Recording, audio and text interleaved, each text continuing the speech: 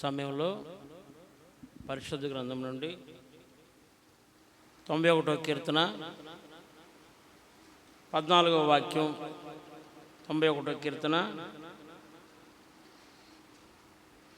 14వ వాక్యం. అందరూ బైబిల్ చదవగలిగినటువంటి వాళ్ళందరూ కూడా, చిన్నపిల్లలు కూడా బైబిల్ చదవగలిగినటువంటి వారందరూ కూడా అందరూ కలిసి చదువుతాం.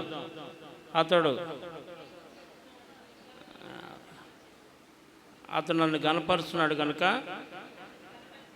చాలండి. ఈ దినాన మనకి దేవునితో సంబంధం ఎలా ఉన్నది? లోకంతో సంబంధం కంటే దేవునితో ఎక్కువ సంబంధం కలిగి ఉండాలి. ప్రతి ఒక్క విశ్వాసి క్రైస్తవ జీవితంలో దేవునితో ఎక్కువ సంబంధం కలిగి ఉండాలి. ఈ మాట నేను ఎందుకు చెప్తానంటే, దావీదుకి దేవునికి ఉన్న సంబంధాన్ని ఇప్పుడు 91వ కీర్తన 14వ వాక్యంలో మనం చదువుతూ వచ్చాం. రెండు విషయాలు. ఒకటి, ఆయన అంటాడు అతడు అనే మాట. ఏ మాట అది? అతడు. రెండోది అక్కడే ఉంటున్నాడు, అతడు నన్ను ప్రేమిస్తున్నాడు కనుక. రెండోది, నేను అతడు నన్ను గణపరుస్తున్నాడు కనుక నేను అతన్ని గణపరిచేదని అంటున్నాడు. ఇక్కడ మొట్టమొదటిది అతడు అనే మాట, రెండోది నేను అన్నమాట. నిజంగా దేవుడు ఒక విశ్వాసికి ఉండాల్సినటువంటి సంబంధం, దేవునితో ఉండాల్సిన సంబంధం. మన విశ్వాసులేనా పిశ్వాసులేనా? విశ్వాసులేనా? కనుక మనకి దేవునితో ఉండాల్సినటువంటి సంబంధాలు. అతడేమంట ఏమన్నట, ఇయ్యండి మీ అని చెప్పేసి అంటాడు. ఇక్కడ ఇంకేమంటే, నీవు నేను నువ్వేం చేస్తావో నేనేం చేస్తానో అని చెప్పేసి అంటా ఉండండి. అంతేనండి. నువ్వు అట్టిస్తే నేను అట్టున్నారేస్తా కదా. నువ్వేమీకపోతే నేను కూడా ఏమీ. నువ్వేం చేస్తావో నేనేం చేస్తాను అంటున్నాడు దేవుడు. అతను నన్ను ప్రేమిస్తున్నాడు, నేను అతన్ని తప్పిస్తాను. అతను నన్ను గణపరుస్తున్నాడు కనుక నేను అతన్ని గణపరుస్తాను అంటున్నాడు. కనుక ఇక్కడ the relation of the between and God and man అంటే రిలేషన్, దేవునితో మనిషికి ఉన్నట్టు సంబంధం అండి. మనిషికి దేవునితో ఉన్న సంబంధం, దేవునికి మనిషికి ఉన్న మధ్య సంబంధం, రిలేషన్షిప్ ఏంటంటే అది ప్రార్థనా సంబంధం అండి. ప్రార్థనా సంబంధం. ప్రార్థనా సంబంధం తప్ప దేవునితో మనం ఎక్కువ సంబంధం కలిగి ఉండలేం. ప్రార్థన చేయాలి. ప్రార్థన ప్రతి ఒక్కరు కూడా ప్రార్థన చేస్తూ ఉండాలి. వాక్యం ద్వారా దేవుడు మనతో మాట్లాడుతూ ఉంటాడు కదండి. మాట్లాడ్డా? వాక్యం ద్వారా దేవుడు మనతో మాట్లాడుతాడు. ప్రార్థన ద్వారా మనం దేవునితో మాట్లాడుతాం. మనం అనేకులతో మాట్లాడుతూ ఉంటాం కదా, అనేక విషయాలు మాట్లాడుతూ ఉంటాం. అలాగనే మనం దేవునితో ఎక్కువ మాట్లాడుతూ ఉండాలి. ఎప్పుడైతే ఈ ప్రార్థన సంబంధం దెబ్బతింటుందో దేవునికి మనకు దూరం పెరిగిపోద్ది అంటండి. అర్థమవుతుందంటే దూరం పెరగదా? ఎప్పుడన్నా పొరపాటున ప్రార్థన చేసుకోవడం మానుకున్నానంటే ఆ రోజంతా ఏదో పోగొట్టుకున్నట్టు అనిపించింది నాకైతే.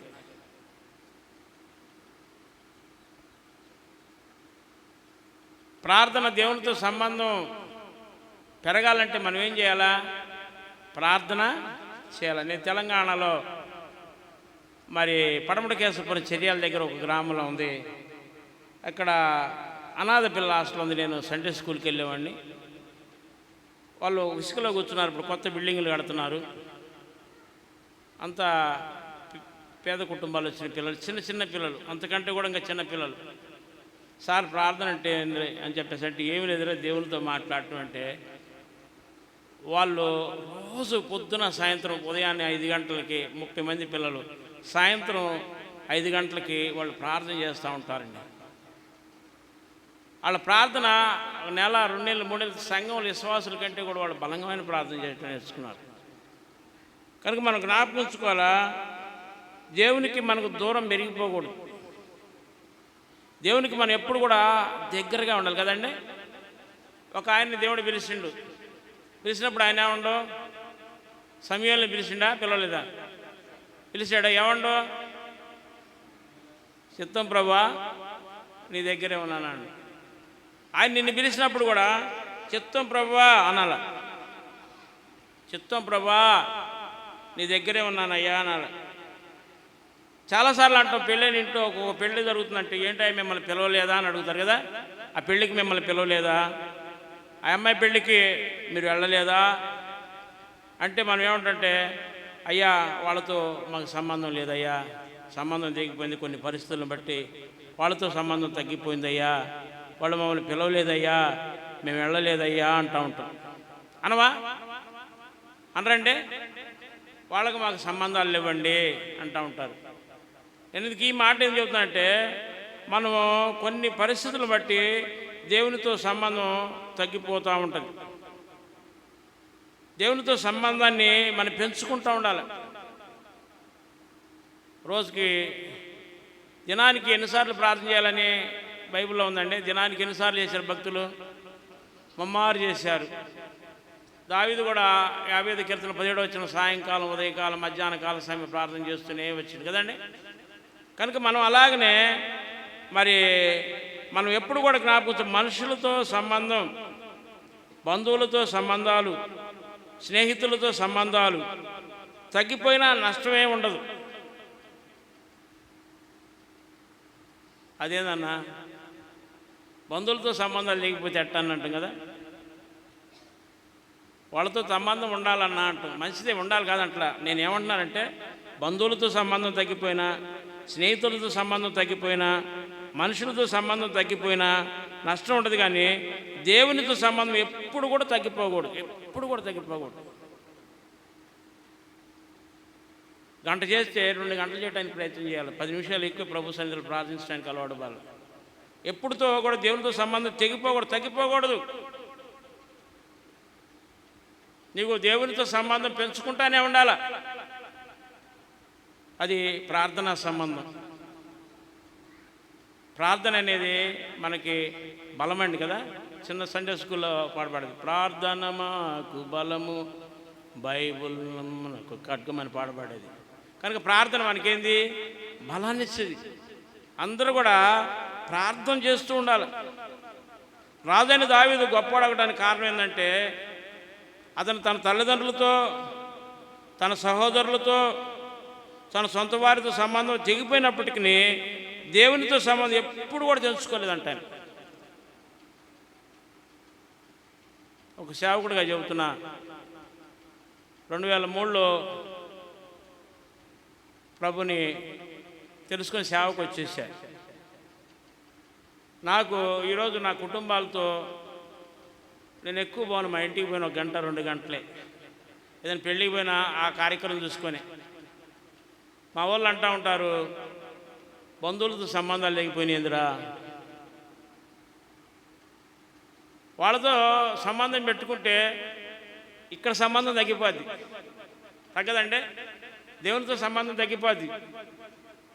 ఈ మధ్య అంతకుముందు మెదక్ ప్రాంతంలో సేవ చేస్తున్నటువంటి అప్పుడు అయితే రావడానికి కుదిరి, ఇప్పుడు దగ్గర కోదాడ అటు పల్నాడు వెళ్ళిపోవచ్చు, దాచిపల్లి అటు మా సొంతూరు వెళ్ళిపోవచ్చు. రా ఈ దగ్గర ఉంది కంటే, ఇక్కడ మందిరంలో బాగా మరి ప్రార్థనలు ఉంటాయి, ఆరాధన కోడికలు ఉంటాయి, ఆడ ఫంక్షన్లు ఉంటాయి. ఇక్కడ ఇదెవరు చేస్తారు? దేవునితో సంబంధం తగ్గిపోదా? నేను ఎందుకు ఈ మాట చెప్తుందంటే, దావీదు జీవితంలో సహోదరులతోనూ తన సొంత వారితోనూ సంబంధం తెగిపోయినప్పుడు కూడా దేవునితో సంబంధం ఎప్పుడు తెంచుకోలేదంటండి.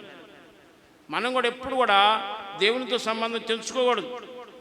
ఆయన పట్టణాలతో సంబంధం తెగిపోయిందంట, గ్రామాలతో సంబంధం తెగిపోయిందంట, అడవుల్లోనూ లోయల్లో కొండల్లోనూ ఉండేవాడు అటువంటి దావీదండి. అడవుల్లో కొండల్లో లోయల్లో ఉంటుంటే వాడు, మనం అడవుల్లో కొండల్లో లోయల్లో ఉంటే మనం ఎంత బాధపడతామండి. అయ్యో మనుషులతో సంబంధాలు తెగిపోయినని బాధపడ ఆయన అయినప్పటికీ ఆ అడవుల్లో కొండల్లో లోయలో ఉన్నప్పటికీ దేవునితో సంబంధం ఉండేవాడుగా ఉండడు. ఆ కొండల్లో అడవుల్లో కూడా దేవునితో సంబంధం ఎంత ఉన్నదంటే ఆయనకి అంతగా దేవునితో సంబంధం ఉందండి. నీ జీవితంలో కూడా మరి దావీదుకు ఉన్నటువంటి సంబంధం నీకు కూడా దేవునితో ఉండాలండి.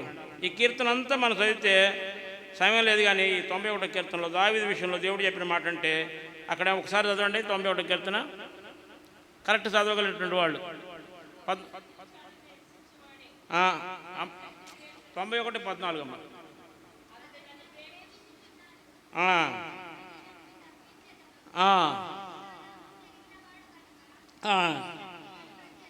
చాలండి. కనుక ఇక్కడ ఏమంటున్నంటే మరి అతడు నన్ను ప్రేమించినవాడికి అతను నేను తప్పిస్తాను, అతను నామం ఎరిగినటువంటి వాడికి అతను నేను గణపరుస్తాను అంటున్నాడు.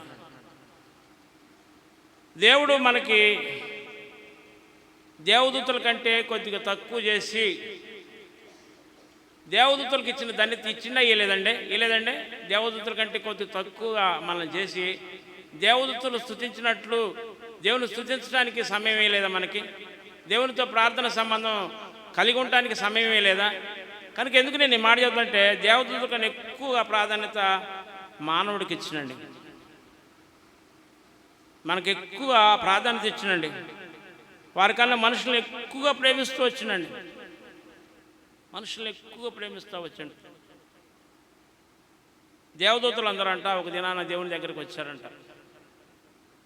దేవుని దగ్గరికి వచ్చి వాళ్ళు అడిగారంట, అయ్యా ప్రభువా మేము నిత్యం స్తుతిస్తున్నాం. ఆ మనుషులైతే ఎప్పుడో గుర్తున్నప్పుడే నిన్ను స్తుతిస్తున్నారు. మరి అయినప్పటికీ నీ ఆలోచన అంతా మనుషుల మీదనా? వాని గురించి ఎక్కువ ఆలోచన చేస్తావు, వారి గురించి ఏదో చేస్తూ ఉంటావు. అసలుకి ఒక మాట చెప్పాలంటే దూతలు దేవుని అడిగారంట, మేము భక్తులమా మనుషులు భక్తులు అని అడిగారంటండి. వింటున్నారండి? దేవదూతలు అడిగారంట, ప్రభువా దేవా మేము భక్తులమా మనుషులు భక్తులు అని చెప్పేసి అడుగుతూ వచ్చారంట. అప్పుడు దేవదూతలు అన్నారంట, ఏమయ్యా దేవా వాళ్ళు డ్యూటీ అని ఆ పని ఈ పని అని వాళ్ళు అటు తిరుగుతుంటే వాళ్ళే గొప్పవాళ్ళు అంటున్నాయ్యా అని అన్నాడు. సరే వాళ్ళు గొప్పవాళ్ళు మీరు గొప్పవాళ్ళు తెలియాలంటే మీకు ఒక బిందె నీళ్ళు ఇస్తా, పరలోకం అంతా జరగాలని చెప్పినట్టు ఒక బిందె నీళ్ళు ఇస్తా, పరలోకం అంతా జరగాలన్నాడంట. ఓ అది ఆందే ఉందండి తిరుగుతూ అని చెప్పేసి మనిషికి ఒక అందరు దేవదూతలు అంతా లైన్గా వచ్చారంట. మనిషికి ఒక బిందె నీళ్ళు ఇచ్చారంట. మనిషి ఒక బిందె నీళ్ళు తీసుకొని పరలోకం అంతా అన్నారట, ఈరోజు సాయంత్రం దాకా పరలోకం ఎంత ఉందో అంత తిరిగి రావాలా, ఒక్క సుక్క నీళ్ళు పడితే ఒప్పుకొని అన్నాడంట. అర్థమవుతుంది కదండి? ఒక్క సుక్క నీళ్ళు కింద పడితే నేను అసలు ఒప్పుకొని అన్నానంటే దేవుడు. సరే అందరు కలిసి ఉదయం నుంచి సాయంత్రం వరకు తిరిగి వచ్చి అందరు బిందెలు తీసుకొచ్చి అక్కడ పెట్టారంట. చూడు ప్రభువా ఒక్క సుక్క కూడా పడలే కింద, నువ్వు ఒక సుక్క పడకుండా పరలోకం అంతా తిరగమని చెప్పినావు, మేము తిరిగిన ఒక్క సుక్క నీళ్ళు కూడా పడ్డాం. సరే మంచిదే, మంచోళ్ళే మీరు మంచిగానే చేశారు. సరే కానీ మరి ఆ బిందె నీళ్లు మోస్తున్నప్పుడు ఒక్కసారి గుర్తు చేసుకున్నారని అడిగినట్టు. ఆ బిందె నీళ్లు మోస్తున్నప్పుడు ఒక్కసారి నన్ను గుర్తు చేసుకున్నారంటే ఏం గుర్తు చేసుకుంటావు ప్రభువా, ఏం గుర్తు చేసుకుంటావు? నువ్వు మాకు ఒక కండిషన్ పెడితివి, సుక్క నీళ్ళు బాగకూడదని చెబుతీవి, సుక్క నీళ్ళు పడితే మళ్ళీ నీ దగ్గర మరి మా తప్పు అయింది. అందుకే మా ధ్యాస అంతా ఆ బిందె మీద ఆ నడుస్తున్నప్పుడు ఆ సుక్క నీళ్ళ మీదనే పెట్టినోయా, నేను గుర్తు చేసుకోలేదు అన్నాడు. మేము గుర్తు చేసుకోలేదు ప్రభు అని చెప్పేసి అన్నాడు. ఒరే ఒక్కరోజు నీళ్లు మోయటానికే ఈ పరలోకంలో నన్ను గుర్తు చేసుకోలేదు. ఒక్కరోజు బిందె నీళ్లు మోస్తే వాళ్ళ భూమి మీద మనుషులంతా వాళ్ళు లేచిన కాడి నుంచి కుటుంబ సమస్యలు, ఆర్థిక పరిస్థితులు, ఉద్యోగ బాధ్యతలు, వాళ్ళు అంతుండి కూడా కనీసం రోజుకి 2 సార్లు 3 సార్లు నన్ను ప్రార్థన చేస్తున్నారు, స్తుతిస్తున్నారు, మరి ఇప్పుడు చెప్పమని చెప్పేసి అడిగిందంటండి. ఇప్పుడు చెప్పమని చెప్పేసి అడిగినప్పుడు వాళ్ళు చెప్పారంట, అవునయ్యా నిజమే అని చెప్పేసి వారు ఒప్పుకున్నారంట. ఎందుకంటే నేను ఈ మాట చెబుతానంటే, దేవుడు మనల్ని ఎంతగా ప్రేమించాడండి. దేవదూతల కంటే ఎక్కువగా ప్రేమిస్తూ వచ్చినండి. వాళ్ళు అప్పుడు ఒప్పుకున్నారంట, నిజమేనయ్యా వాళ్ళే గొప్ప భక్తులు అని చెప్పేసాను. నిజంగా ఈ దినాన దేవుడి విషయంలో చూస్తే ఈ గొప్ప ఔన్నత్యం అనేది దేవుడు మనకిస్తూ వచ్చిండండి. గొప్ప భాగ్యాన్ని దేవుడు మనకిస్తూ వచ్చిండు.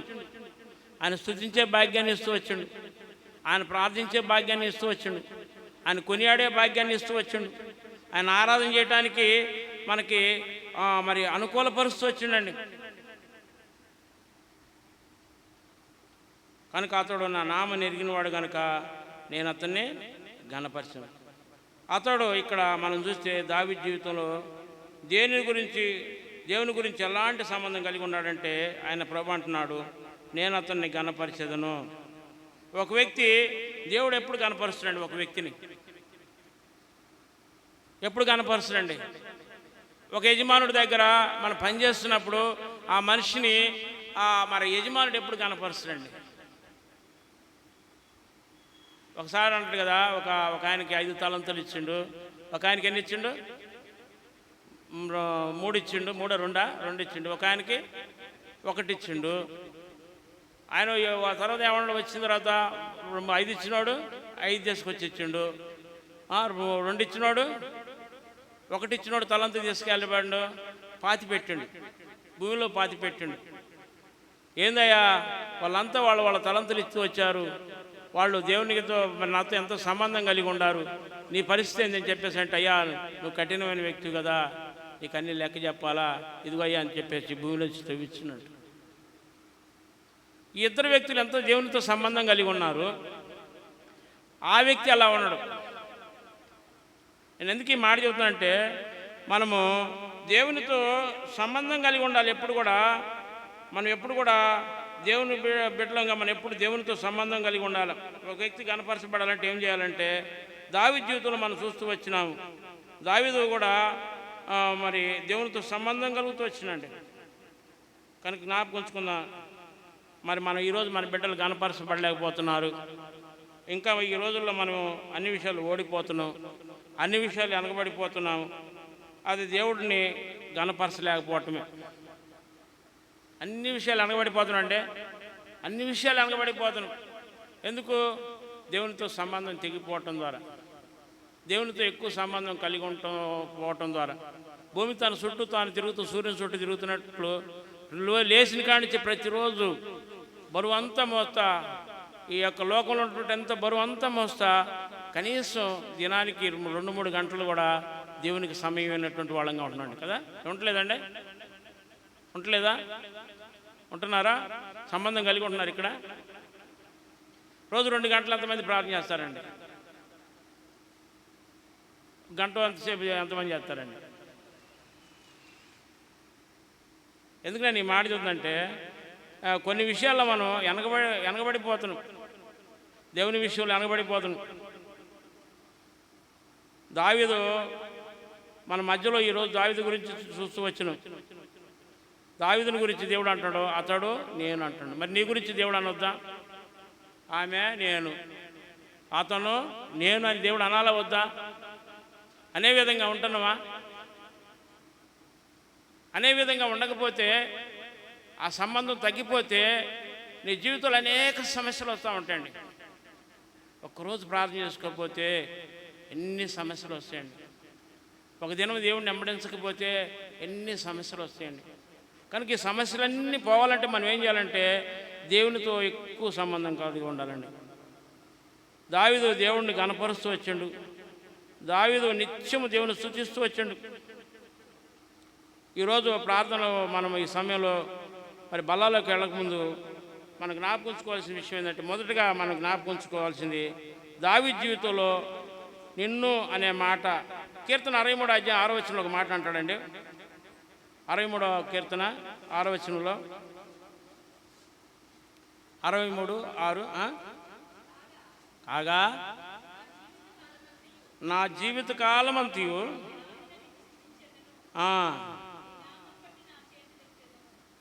జీవితకాలం అంతా నేను ఇలాగనే నేను స్తుతిస్తానయ్యా. నా చేతులెత్తి సరే చెప్పనమ్మది ఆయన నామాన్ని బట్టి మన జీవితకాలం అంతా, ఇది మన దేవునితో ఉండే సంబంధం. మన జీవితకాలం అంతా ఆయన నామాన్ని బట్టి చేతులు ఇస్తూ ఆయన స్తుతిస్తూ ఉండాలి, ఆయన ప్రార్థిస్తూ ఉండాలి మన జీవితకాలం అంతా. కానీ ఎందుకు దేవుడు దావీదుని కనపరచాలనుకున్నాడంటే, మరి వాళ్ళ అన్నలు ఆయన్ని ఉన్నారు, కానీ ఆ ఊరిలోని ఎంతోమంది ఉన్నారు, కానీ దావీదుని ఎక్కువ కనపరిచిన. ఆ ఊర్లో ఎంతోమంది ఉన్నారు, వాళ్ళ అన్నలు ఉన్నారు, తన స్నేహితులు ఉన్నారు, తన శ్రేయభిలాషులు ఉన్నారు, అధికారులు అనేకులు ఉన్నారు, కానీ దావీదు విషయంలోనే దేవుడు ఎంత గొప్పగా చెబుతూ వస్తున్నాడు. దేవుడు ఎంత గొప్పగా. కనుక మనం ఎప్పుడు కూడా జ్ఞాపకం ఉంచుకోవాల్సిందంటే, ఎప్పుడు కూడా దేవుని సన్నిధిలో ప్రార్థిస్తూ, దేవుని సన్నిధిలో ఎప్పుడు స్తుతులు చెల్లిస్తూ, ఆయన గణపరుస్తూ, కష్టాల్లో, బాధల్లో, వేదనలో, అవమానాల్లో, దుఃఖములలో, ప్రతి పరిస్థితుల్లో ప్రభుని మనం జ్ఞాపకం చేసుకున్నటువంటి వారంగా ఉండాలి. ప్రతి పరిస్థితుల్లో ఎప్పుడు కూడా ప్రభు మనకి సమీపస్తుడిగా ఉండాలండి. ఉండాలా వద్దండి? కనుక ఎప్పుడు కూడా సమీపస్తుడిగా ఉండాలి. అన్యుడనై నేను ఎరుగకయుళ్ళను ధన్యుని చేసితివి. అన్యుడనై నిన్ను ఎరుగకయుళ్ళ ధన్యుని చేసితివి. ప్రియ పాటన పౌరుల సేవింప వరములను సగితివి. వరములను సగితివి. పాడిద దేవా నీ కృపలన్ నూతన గీతములన్ స్తోత్రము చెల్లింతును. స్తుతి స్తోత్రము చెల్లింతును. కనుక దావీదుకి మొట్టమొదటి సంబంధం నేను నిన్ను స్తుతిస్తున్నానంటాడండి. రెండోదిగా దావీదు ఏమంటే, మనం చూసినట్లయితే 86వ కీర్తన 2వ వచనంలో ఒక మాట అంటాడండి. 86వ కీర్తన 2వ వచనంలో, నేను నీ భక్తుడను, నా ప్రాణమును కాపాడుము, నా దేవా నేను నమ్ముకొని ఉన్నాను. మనం కూడా ఈ రీతిగా నేను నమ్ముకున్నానయ్యా, నన్ను రక్షించయ్యా. నీ భక్తున్నయ్యా, నేను నీ బల్లా చుట్టూ చేరి నీ శరీరాన్ని, నీ రక్తాన్ని తిని త్రాగుతున్నానయ్యా. నేను నిన్ను నమ్ముకున్నానయ్యా, నన్ను రక్షించయ్యా అని దావీదు చేసిన ప్రార్థన మనం చేస్తూ ఉండాలండి. కనుక మొట్టమొదటిగా ఆయన మరి చూసినట్లయితే, నేను నిన్ను నమ్ముకొని ఉన్నాను. నువ్వు దేవుని నమ్మాలి, ఏదో వస్తున్న పోతున్నాం కాదు, ఏదో నామకార్థమైనటువంటి జీవితం కాదు. నీ జీవితంలో నువ్వు జ్ఞాపకం ఉంచుకోవాల్సిందంటే, నువ్వు దేవుని నమ్ముకోవాలా. ఎన్ని పరిస్థితులు వచ్చినా వాటన్నిటిని దేవుడు విడిపిస్తాడు. మా సంఘంలో నూతనంగా ఒక ఆమె బాప్తిసం చేసుకుంది. తన కులమంతా ఆమెను ఎలివేశారు. అయినప్పటికీ ఆమె ఏమంటుందంటే, మందిరంలోకి వచ్చి, నేను నమ్ముకున్నానయ్యా, నా కులమంతా నన్ను బలకరించకపోయినా, నా వారు నన్ను హక్కుని చేర్చుకోకపోయినా, చివరి సమయాల్లో ప్రభు నీ కొరకే బ్రతుకుతానని ఆ వృద్ధురాలు తీర్మానం చేసుకుంది. పొద్దున్నే ఫోన్ చేసింది, అన్నా వస్తున్నావు, నువ్వు ఎక్కడికి వస్తున్నావు అంటే, నేను రానంటే మళ్ళీ ఆమె వస్తున్నా, వెనక ముందు వస్తున్నాలే, మీరు కానివ్వండి, ప్రార్థన కానివ్వండి. మనం కూడా ఏం చేయాలంటే, ఆయన నమ్మాలి. ఎన్ని పరిస్థితులు వచ్చినా ఆయన విడిపిస్తాడని నమ్మాలా, నీకు సాయం చేస్తాడని నమ్మాలా, నేను బాగు చేస్తాడని నమ్మాలా, నీ బిడ్డల జీవితాలను కడతాడని నమ్మాలా. నమ్మలేని పరిస్థితుల్లో కూడా నమ్మటమే అసలైన నమ్మకం. అంతేనండి, నమ్మలేని పరిస్థితుల్లో నమ్మటమే అది అసలైన నమ్మకం అండి. మరి కొన్ని పరిస్థితుల్లో 38 సంవత్సరాలు బెతెస్దా కోనేరు దగ్గర ఉండటం ఎంత నమ్మిండండి. ఆయన కళ్ళ ముందు ఎంతోమంది బాగుపడుతూ పోయారు కదండి. ఆ కోనేరులో నీళ్లు తాగుతూ బాగుపడుతూ పోయారు. కానీ మరి ఎంతోమంది స్వస్థపడుతూ పోయి 38 సంవత్సరాలు ఎంత నమ్మిండండి.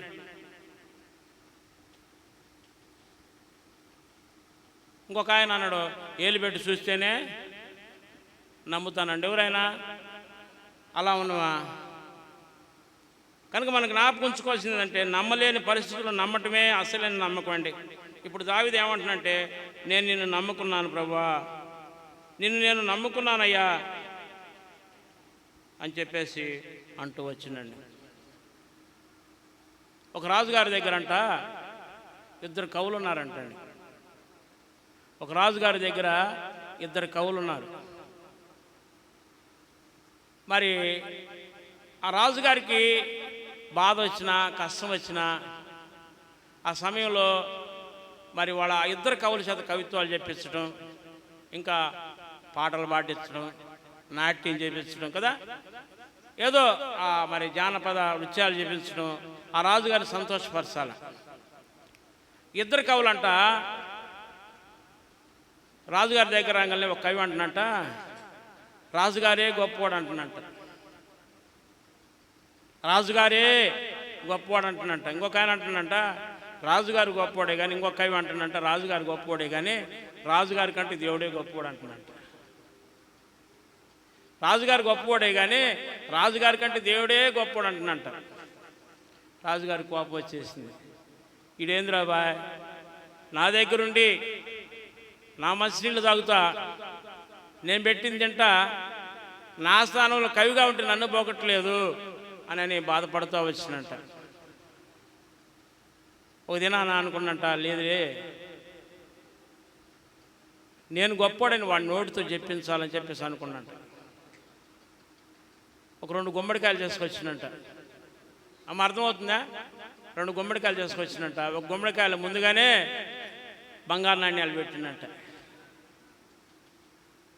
ఎవరైతే ముందు ఆయన్ని రాజుగారు గొప్పవాడు అన్నాడో ఆయనకి ఆ బంగారు నాణ్యాలు పెట్టిన గుమ్మడికాయ ఇచ్చి తీసుకొని పోనాడంట. ఎవరైతే రాజుగారు గొప్పవాడే కానీ రాజుగారి కంటే దేవుడు గొప్పవాడు అన్నట్టుంటే ఆయనకి ఏం చేసినట్టే ఒట్టి గుమ్మడికాయ ఇచ్చినట్ట. ఇప్పుడు రాజుగారి దగ్గర చిన్న వస్తువు ఇచ్చినా దానికి ఇల్లు ఉంటుంది కదండి. చిన్న పెన్ను ఇచ్చినా కానీ ఆ రాజుగారితో ఇచ్చింది అది అంత ఇల్లుగా ఉంటుంది. అబ్బా ఇది రాజుగారు ఇచ్చింది పెన్ను అని చెప్పేసి గుర్తుపెట్టుకుంటాం కదండి. కనుక ఈ గుమ్మడికాయలు ఇచ్చినారు, 2 తీసుకొని పోతున్నారు. ఈ మొదటి గుమ్మడికాయ ఇచ్చినటువంటి వాడు అనుకుంటున్నట్టు ఏమో ఈ రాజుగారు అనవసరంగా నాకు ఈ గుమ్మడికాయ ఇచ్చిండు, నాకు ఎందుకు ఇది అని చెప్పేసి మార్కెట్లో అమ్ముకొని వెళ్ళిపోయినాడు. ఈ 2వ వాడు గుమ్మడికాయ ఇచ్చింది కదా, గుమ్మడికాయ తీసుకొని పోతా తెల్లారి పండగ. మరి మా ఇంట్లో పిల్లలు చాలామంది ఉన్నారు, రేపు పొద్దున చుట్టాలు కూడా వస్తారు. ఈ గుమ్మడికాయ ఒకటి తీసుకుపోతే సరిపోదు అని పోతా మార్కెట్ దగ్గరికి వెళ్ళి ఇంకొక గుమ్మడికాయ కొనుక్కొని పోయినట్ట. సరే ఈ 2 గుమ్మడికాయలు తీసుకొని పోయినట్ట.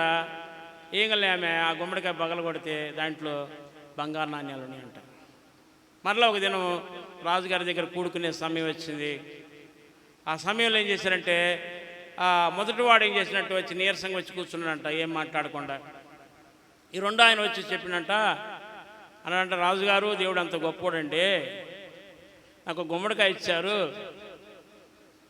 ఆ గుమ్మడికాయ సరిపోదని సంగతి తెలుసుకొని మార్కెట్కి వెళ్ళి ఇంకో గుమ్మడికాయ తీసుకొని పోయా, ఆ గుమ్మడికాయలో బంగారు నాణ్యాలు ఉండి రాజుగారు దేవుడు అంత గొప్పవాడు అని చెప్పేశాను.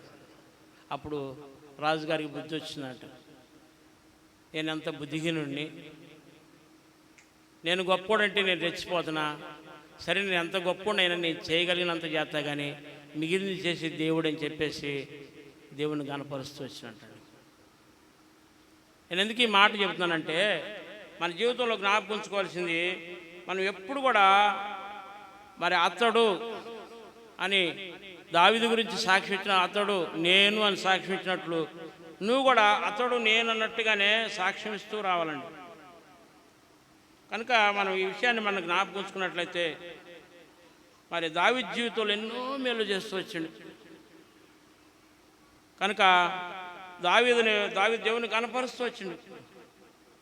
కనుక మనం ఎప్పుడు కూడా దేవుణ్ణే మనముతో ఎక్కువ సంబంధం కలిగి ఉండాలండి. దేవునితో ఎక్కువ సంబంధం కలిగి ఉండాలండి. కనుక రెండోది చూస్తే 63వ కీర్తనలో 4వ వచనంలో ఒక మాట ఉంటాడండి, నా మంచం మీద నిన్ను జ్ఞాపకం చేసుకొని ఆ, ఆ, ఆ, ఆ, ఆ, చాలనా, ఆ, ఆ, ఆ, ఆ,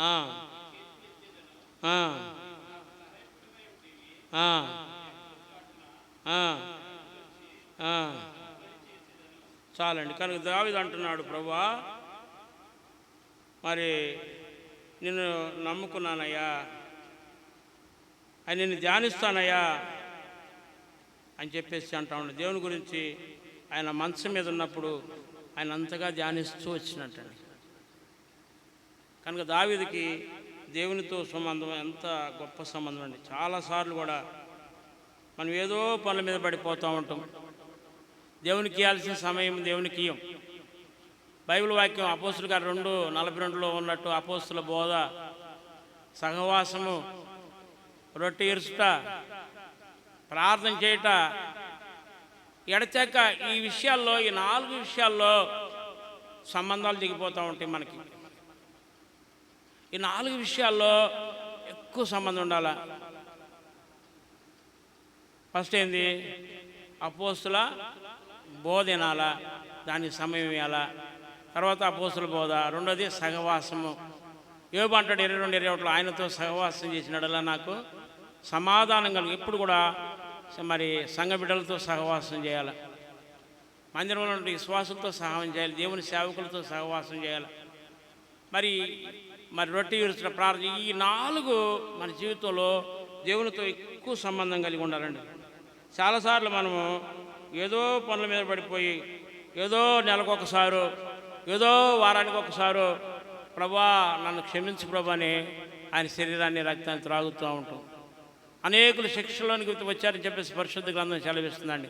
కనుక మనం జ్ఞాపకం ఉంచుకోవాలా, వాటిని గురించి మనం ఎక్కువ దేవుని గురించి జ్ఞాపకం చేస్తూ ఉండాలంటండి. దేవుని విషయంలో నిత్యం ధ్యానించాలి. నిత్యం దేవుని స్తుతిస్తూ ఉండాలి. లారీ వెనక భాగాన్ని రాస్తూ ఉంటారంటే అక్కడ రాస్తూ ఉంటారు. చాలాసార్లు మన జ్ఞాపకం ఉంచుకోవాలా, లారీకి వెనక భాగాన్ని రాస్తూ ఉంటారు. దేవుణ్ణి స్మరించాలని, ధ్యానించాలని చాలా లారీలో నేను చూస్తూ ఉంటాం. కనుక దేవుడు ఎప్పుడు కూడా దావీదు దేవుని హెచ్చిస్తూ వచ్చిండు. కనుక ఈ రీతిగా మన జీవితంలో దేవునికితో సంబంధం ఉండదు. 30వ కీర్తన 1వ వచనంలో కూడా మాట్లాడతాడు,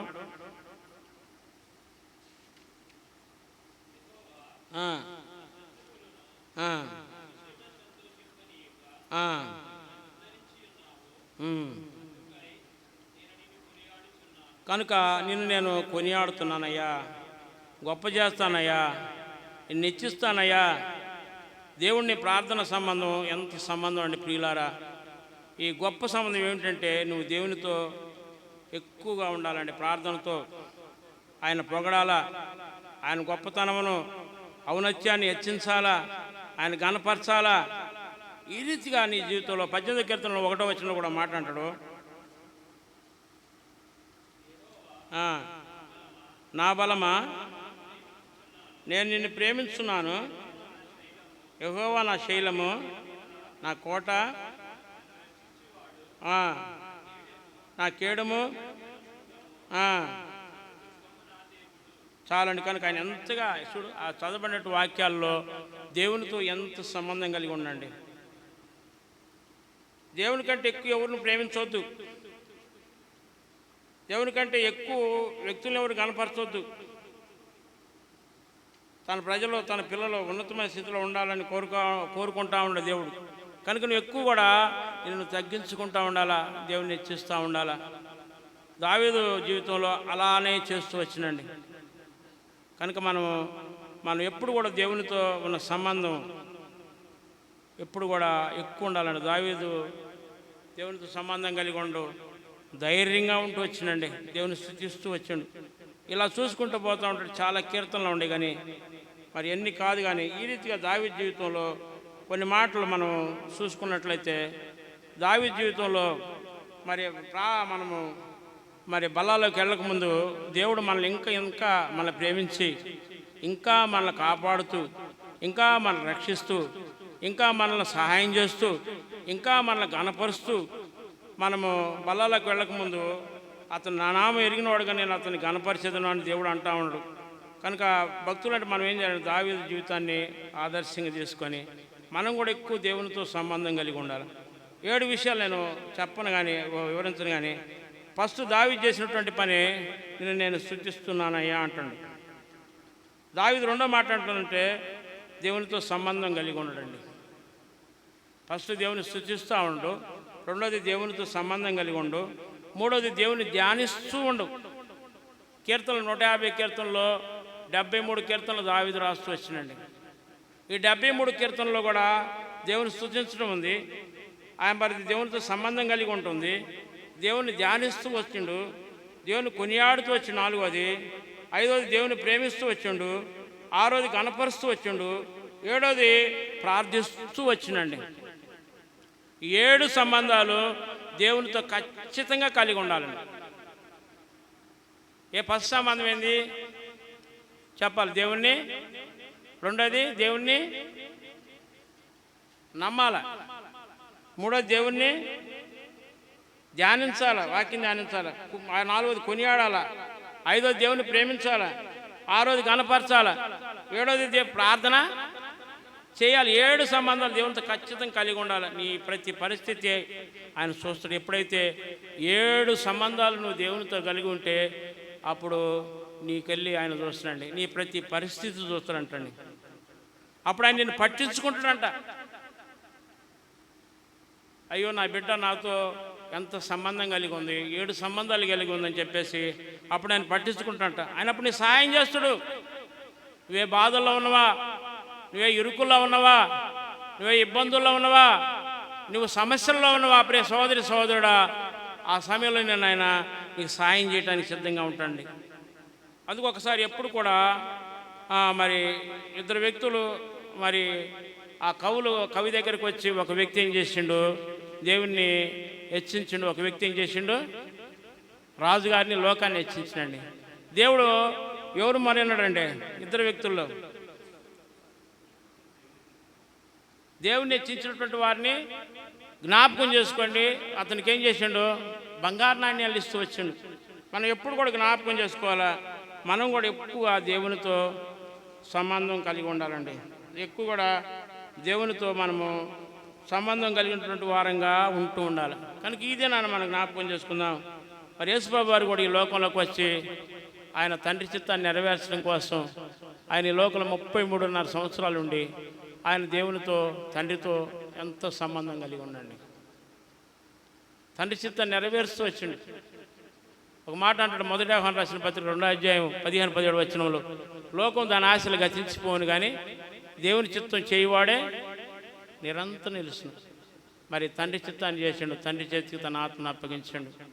చివరికి మరి మన స్థానంలో మన బదులుగా మనల్ని ఆ ప్రభువారితో, తండ్రితో సంబంధం కలిగి ఉండటానికి, ఆ దేవునితో సంబంధం కలిగి మన స్థానంలో ఆయన రక్తం అంతా కాల్చిండు. చివరి రక్త బొట్టు వరకు కారుస్తూ వచ్చాడు. కనుక ఇది మనము దేవునితో ఎక్కువ సంబంధం కలిగి ఉండాలి. 91వ కీర్తన 14 వచనం చదివినట్లు మరొకసారి అతను నన్ను ప్రేమిస్తున్నాడు కనుక నేను అతన్ని తప్పించదను, అతను నన్ను గణపరుస్తున్నాడు కనుక నేను అతన్ని గణపరిచిదను అంటుంది. కనుక ఇది ఈ సంబంధం నువ్వు ప్రభుతో కలిగి ఉండాలి. ఎప్పుడు కూడా నీ సంబంధం ప్రభుతో పెరిగిపోతూ ఉండాలి. ప్రార్థనా సంబంధం, ఆరాధన సంబంధం, ఆయనతో మాట్లాడే సంబంధం. దావీదు అంటాడు, దినానికి 3 సార్లు ప్రార్థిస్తూ వచ్చేవాడంట, దినానికి 7 సార్లు స్తుతిస్తూ వచ్చేవాడంట. ప్రార్థన అనేది మాట కీర్తన 55:17లో ఉంటుంది. అది ఆయన దినానికి 7 సార్లు 119 కీర్తన 164 వచనంలో ఉంటుంది. అది మరి ఆ దినానికి ఆయన పదే ప్రభును జ్ఞాపకం చేసుకుంటూ వస్తున్నాడంట. ఎంత సంబంధం కలిగి ఉండండి. కనుక మన జీవితంలో కూడా సంబంధం కలిగి ఉండాలా. యేసు ప్రభు వారు కూడా మన కొరకు తండ్రితో అంత సంబంధం కలిగి ఆ సంబంధాన్ని మనకి అనుగ్రహిస్తూ వచ్చిండు. కనుక ఆయన మన మధ్యలో మరి ఆ పరిశుద్ధాత్మ దేవుడు మన మధ్య సంచారం చేస్తూ మన ఈ రీతిగా ఆత్మీయంగా మెరుగుపడటానికి ఆయన మాటలు అందిస్తూ వస్తున్నాడు. కనుక ఒకసారి మన ప్రభు యొక్క శరీరాన్ని తీసుకోవడానికి వచ్చినాం.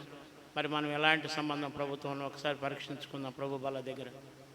యేసుప్రభు నీ కొరకే ఆయన నాగల సాళ్ళతో దున్నబడి శరీరం అంతా కూడా నాగల సాళ్ళతో దున్నబడినట్లు ఆయన శరీరం అంతా కూడా ఒంట్లో ఒక రక్తం బొట్టు కూడా లేకుండా నిన్ను తండ్రితో సంబంధం కలిగి ఉండటానికి దేవునితో సంబంధం కలిగి ఉండటం కోసం ఆయన శివర ప్రాణం రక్తం వరకు కార్చినండి. కనుక ఇది నీవు ఎలాంటి సంబంధం కలిగి ఉన్న పరీక్షించుకో ప్రియ సోదరుడా. మనం పరీక్షించుకుందాం, బలాలు చేద్దాం. దేవుడి మాటలు దీవించును గాక.